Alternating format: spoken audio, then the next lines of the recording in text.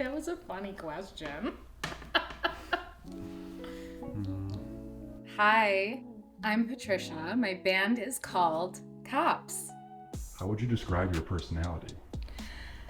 I would describe my personality as a mix between Don Draper, a fun grandma, and an ex-cheerleader who isn't mean. What led you to become an artist? So my parents are musicians, so I think watching them as a kid and how happy that made them impacted things, but being an artist long term is really difficult. So I think I realized that I wanted to do this long term when I started writing original music and performing that music.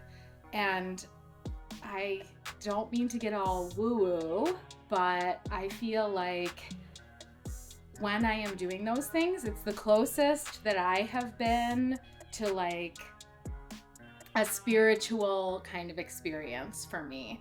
So like people talk about their vibrations and whatnot. I think that like when I'm on stage and when I am really like creatively engulfed in something, that I am at my highest vibration. What's the music like?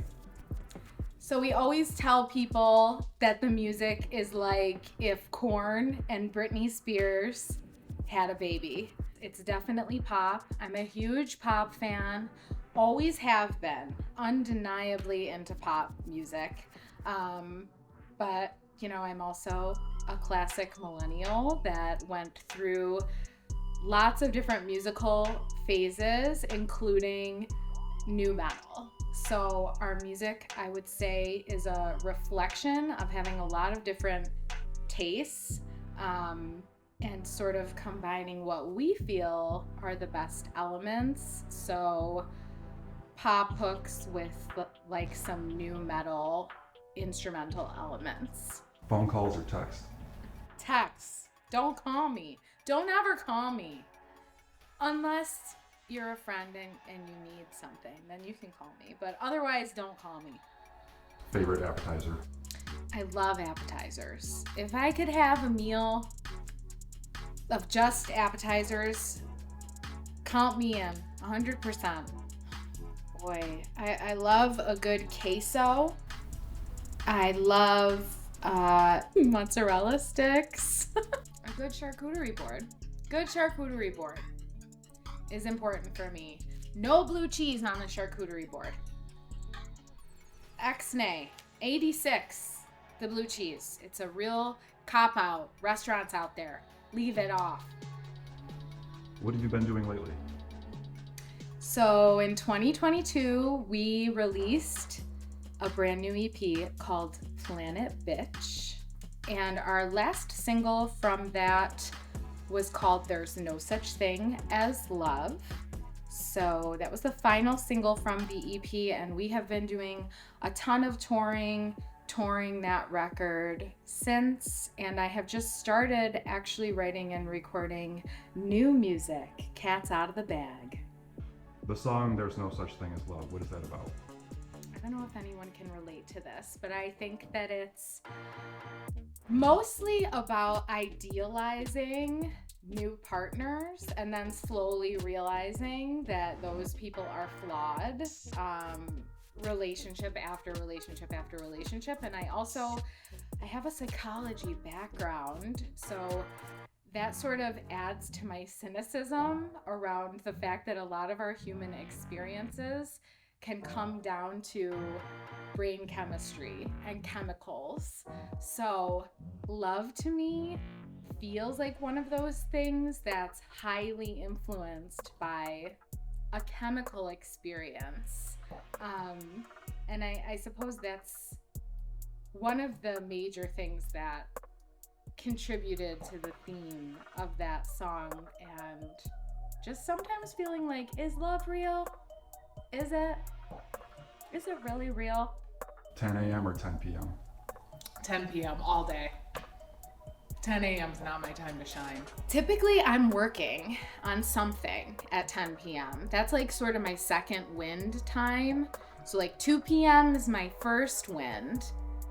And then, it sort of just slowly tapers throughout the day until like after dinner. And then I get another sort of like burst of energy. And 10's definitely, I'm like at the top of my game. Work-wise, comedically, 10 p.m. is a good time for me. A concert reviewer once described you as jazzercising through the set as if her lungs were made from titanium and could breathe in dragon fire and still feel clear. How did you develop this performance style? So it's really interesting. Before KOPPS, I was sort of a stand there and sing person. I was in some cover bands and like some other non-serious projects where I would literally just stand there. And I don't know what it was about KOPPS, but I didn't even really plan the performance style in advance.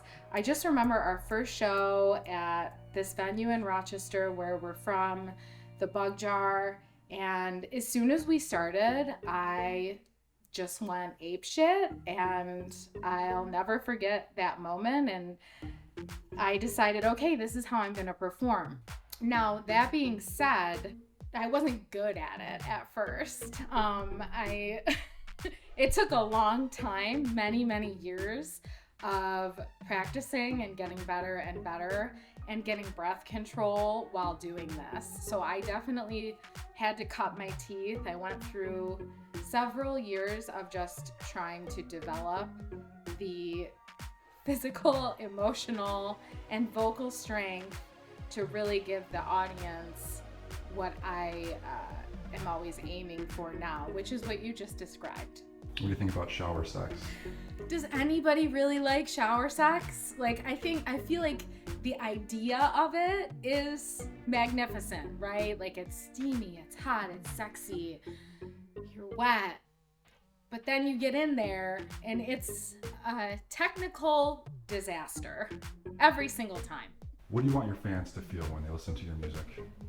I want them to feel intense emotions. So whatever emotion they're feeling, I'm hoping that emotion is magnified. If I could choose the emotion specifically, hot, sexy, confident, empowered, maybe a little angry, whatever's going on for them, just I would prefer that they not feel neutral while listening, during the listening experience. Ideal night out. Okay, ideal night out starts around 9, no earlier. Beautiful dinner, first of all. I love sushi if I know I'm gonna have a late night because it's nice and light and makes me feel free. After that, maybe hanging out with some friends somewhere, and then inevitably ending up in an environment where there's dancing. That would be the ideal night, and dancing for as long as I can until my feet are literally bleeding, which has happened on many occasions, actually. Do you have a favorite comedian? My favorite comedian is Mr. Larry David. I like the way he makes a joke of everything that's happening, basically, and I think that life is really hard. I think people are out there struggling, and if you can, I know not every situation lends itself to this, but if you can make a joke of some hard things or use humor during hard things to get through it, I think that you'll be better off. Who inspires you? So I feel like I'm not one of those people who is like obsessed with famous people in history, or even like obviously I have some artists that I absolutely love, but on a day-to-day basis, I think the people around me that I am close friends with are the most inspiring to me. I'm very lucky. I have a lot of very talented and creative friends. And I do think that we are only as good as the company we keep. I sort of live by that. So if I can be inspired by the people around me, and if I can inspire them in any way, I think that is very cool. And yeah, I love the people that are in my community. Your favorite sports star? Michael Jordan. Why? Because he's so good.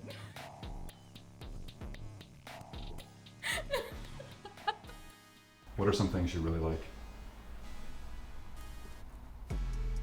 I really like Dunkin' Donuts coffee. I like dancing, aged cheeses, my dog Richard, historic homes, big historic bitch. Wish that I was in the Victorian era sometimes, sans all of the awful things that happened then. Just aesthetically Victorian. I like the beach too. Do you have a message for your haters? Thank you.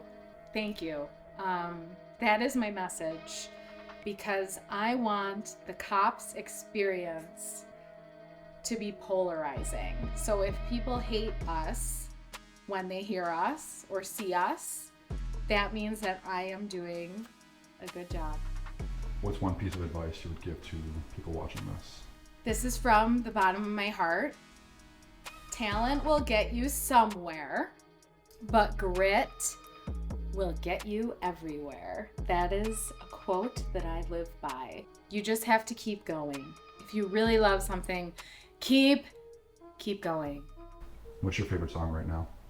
I think Caroline Polachek, Believe, is at the top of my listening list right now.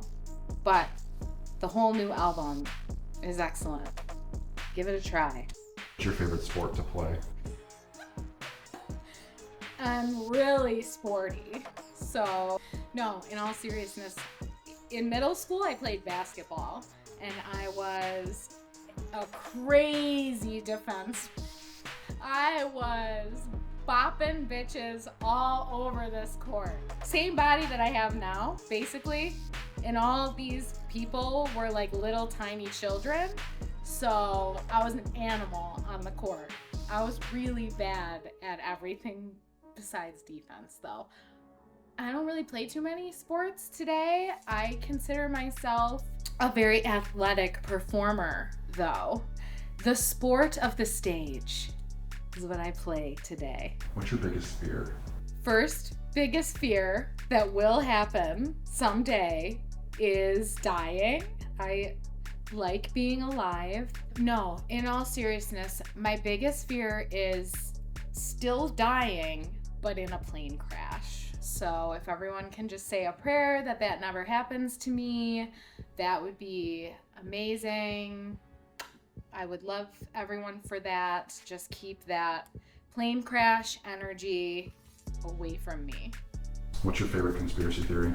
A conspiracy theory that I kind of believe is maybe that humans were not originally on this planet. Some aspects of gravity our bodies don't do well with. Like, we just become these like sagging skin bags over time. That's part of the reason that I think it could be true.